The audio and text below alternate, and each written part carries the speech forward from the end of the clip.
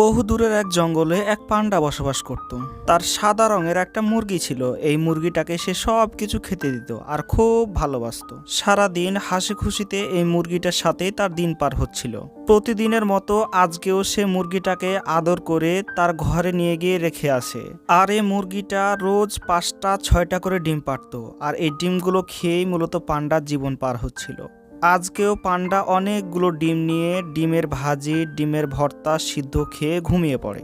কিন্তু হঠাৎ আজকে পাশের জঙ্গল থেকে একটা বিড়াল এই পান্ডার উপর নজর রাখে। এবার পান্ডা ঘুমিয়ে যাওয়ার পর মুরগির ঘরে আস্তে আস্তে বিড়ালটা ঢুকে পড়ে। তারপর মুরগিটাকে তুলে নিয়ে বাঁশের ভিতর দিয়ে একটা রাস্তা দিয়ে পালিয়ে যায়।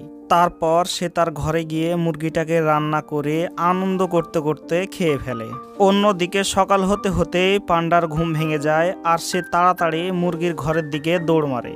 ঘরে গিয়ে দেখে মুরগি নাই, মুরগির বাসায় একটা পাথর রেখে গেছে কি। এটা দেখে সে দুঃখে কষ্টে কাঁদতে শুরু করে। সে বুঝতে পেরে যায় যে তার মুরগিটা হারিয়ে গেছে। তারপর দুঃখে কষ্টে সে বাঁশবাগানে গিয়ে বাঁশের পাতা খায় আর বসে থাকে, কারণ সে জানে তার আর ডিম খাওয়া হবে না।